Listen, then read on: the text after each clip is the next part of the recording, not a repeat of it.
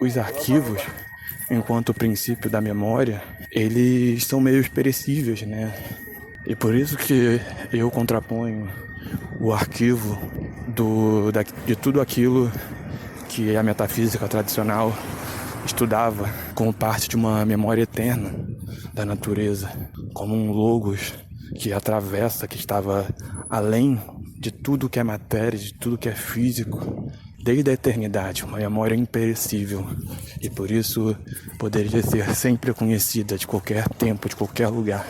Eu introduzo essa questão do arquivo enquanto uma memória perecível do mundo para começar a falar de biologia, especialmente daquilo que é o arquivo fundamental da vida, o gene.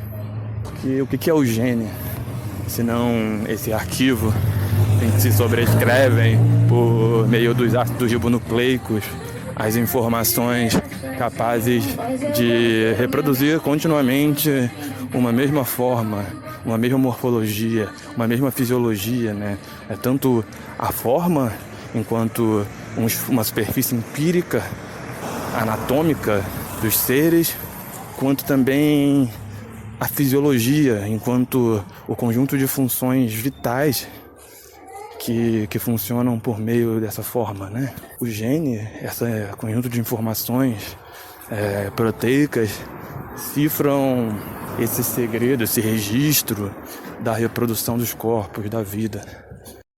As teorias racistas, raciais,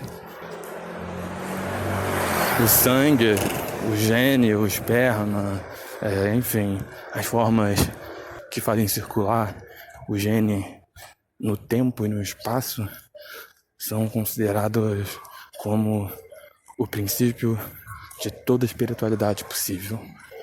Porque os racistas, se eles pensam a genética como um princípio espiritual, é porque eles acreditam que dali se desdobra uma identidade irreversível, que o que passa o seu pai para você vai marcar de alguma maneira a sua essência. Isso no espaço de uma psicologia dos povos e das raças quer dizer que se o seu pai é negro, você vai te transferir um princípio espiritual e físico, né, psicossomático, porque não se diferencia na teoria racial o que é psíquico e o que é somático, mas o gene preto vai te passar uma psicossomática preta, o branco vai te passar uma psicossomática branca, e você vai ser continuamente escrito, desde o momento da fecundação, por esse conjunto de informações genéticas. Mas o que é um áudio? O que é um livro? O que são essas formas de registro, de arquivo, de memória, senão formas que não são genéticas de reproduzir informação? Porque ninguém negaria de que o gene produz informação, que existe uma coisa essencial para a reprodução da vida, para a fabricação do espírito, da psicossomose de cada sujeito, que vem desde o gene. Isso é inegável. É por causa do gene que nós somos seres humanos e não cavalos, e não gorilas, e não amebas, e não alienígenas. Mas, novamente, o que são esses arquivos, como os áudios, os livros, que circulam não pela forma proteica do DNA, mas por essas marcações eletroacústicas, pelos impressos que marcam sobre as páginas, ou então sobre as fotografias, tantas formas que não se deixam resumir a uma memória do gene. Eu creio que a descoberta da cultura, ele está diretamente relacionado a esses dispositivos de linguagem que não são biológicos. Os artefatos, os livros, as leis, as religiões, as mitologias, tudo isso que virou objeto culturológico, etnográfico, as formas das roupas, a história da literatura, das religiões, a arquitetura, as formas de móveis, tudo isso cifra uma quantidade de informação que não se transmite pelo DNA. O gene, o sangue, enquanto um princípio espiritual, ele sempre vai circular dentro da descendência, dentro da herança. Ele é um princípio espiritual fundamentalmente aristocrático. Eu acho que a ciência das raças, muitas vezes, sobretudo dentro da forma eugênica que ela vai atingir no fim do século XIX, ela cifra esse princípio aristocrático do mundo, em que você é sempre a determinação da sua herança, você é sempre a imagem e a identidade da sua família. As teorias culturais, enquanto reação a esse aristocracismo do sangue, por isso vai se colocar historicamente como uma teoria democrática, fundada no espaço da educação, do esclarecimento, da razão e um milhão de coisas que hoje a gente considera problemática, elitista, branca, no seu universalismo, na sua pretensão de se tornar um conhecimento acessível a todos, no dever, de ser ensinado a todos.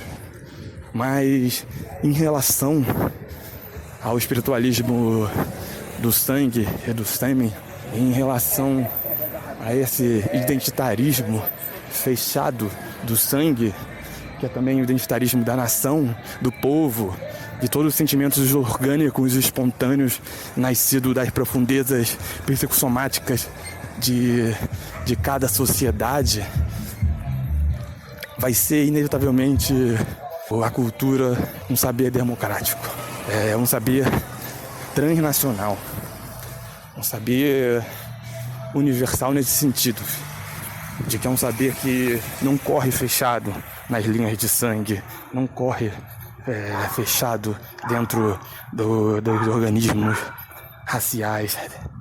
Não, ele cruza o tempo e o espaço por meio desses arquivos, que são os livros, que são os áudios, que são as arquiteturas, a moda, toda forma de inscrição que a gente chama de culturológica, todos esses artefatos que cifram linguagens partidas de serem aprendidas e assimiladas. Por isso que a cultura e a raça vão ser conceitos estranhos, apesar de conseguirem se encaixar. Porque de um lado nós estamos pensando num conceito que nasce da semiótica da biologia, do gene, do sangue, informações transferíveis somente por via reprodutiva e alteráveis também somente por ela, tipo pela seleção natural, pelo acaso das mutações. Os racistas acham que isso traça um limite intransponível e fundamental, uma identidade primeira a ser eternamente reproduzida ao longo da história. A história pode variar segundo as circunstâncias de clima, de lugar, o grau de progresso das civilizações, mas sempre vai ser para os racistas essa identidade metafísica do sangue a ser desdobrada para sempre na história. É literalmente substância e acidente. A raça, enquanto uma substância transferida sempre por meio do sangue, pelo gene, é a substância, enquanto que a história é o desdobramento dessa substância em séries acidentais, que são os sujeitos, Os sujeitos são acidentes raciais para a teoria racista. Se a substância, essa identidade primeira, a priori, a toda experiência, ela, para os racistas, se transfere exclusivamente pelos arquivos genéticos, exclusivamente pelos caminhos de sangue, as teorias da cultura, ao descobrirem na linguagem um princípio de transferência de espírito que não se reduz a essa espiritualidade racial, elas introduzem, como eu disse, um princípio democrático na acessibilidade ao espírito. E por mais que há muito tempo a teoria cultural sempre colocou esse dado espiritual a ser transferido enquanto uma universalidade branca e europeia, como se a civilização europeia fosse um dado universalmente a ser aprendido por todo o povo, como se fosse um fim, um transcendental humano em si mesmo. Hoje, eu acho que, graças a essa teoria desenvolvida desde o século XVIII, pelo menos, eu acho que, graças a ela, nós conseguimos pensar hoje menos no espírito enquanto substância e mais como parte dessa semiótica material, em que informações são trocadas.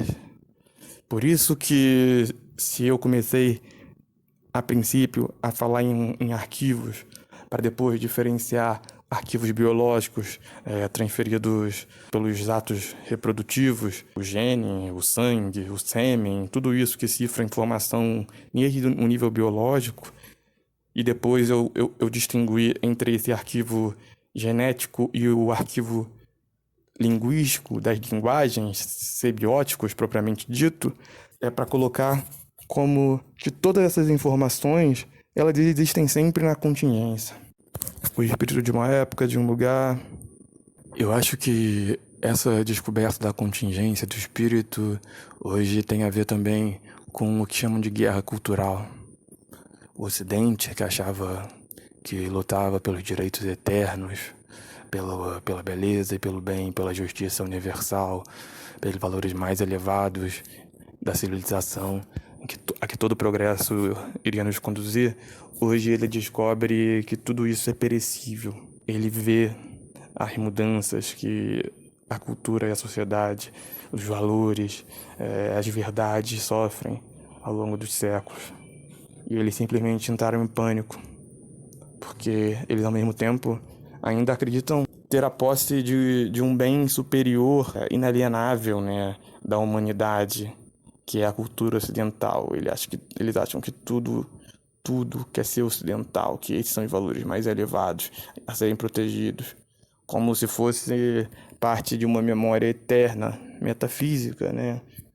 A missão revelada de Deus. Mas hoje eles descobrem que tudo isso é perecível. E aí eles estão pirados.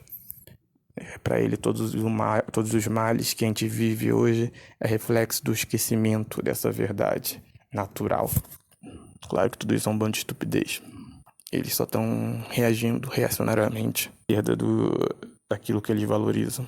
E eles ficam muito assustados em ver que nós, que nascemos depois de tudo isso estar sendo arruinado, nós não desejamos isso que eles desejam.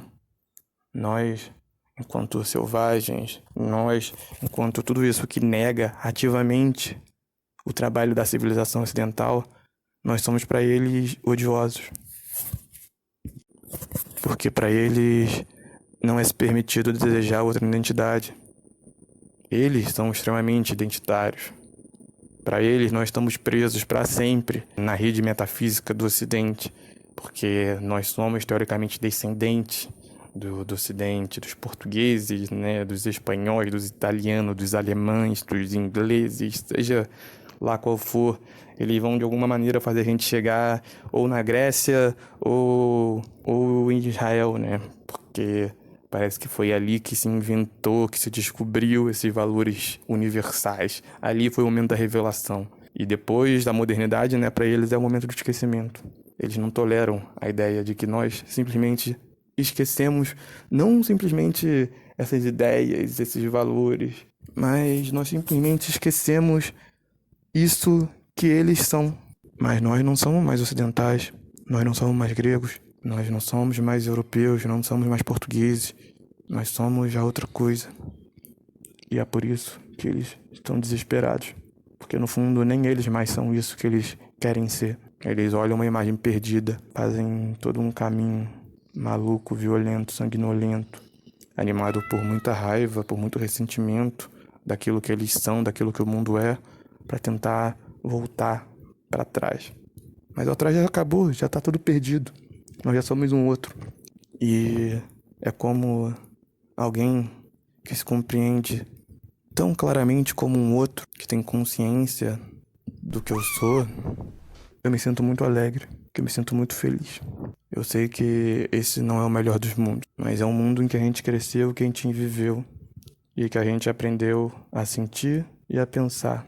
Tudo que a gente ama e o que odeia tá aqui nesse mundo. E eu acho que é muito importante a gente saber nos reconhecer como parte desse mundo aqui que a gente vive. Não parte de um mundo perdido, que já foi. Ok, a gente pode procurar o que é nosso nos mundos perdidos, mas a gente também tem que saber, de alguma maneira, reconhecer onde a gente está pisando. Nosso tempo, o nosso espaço.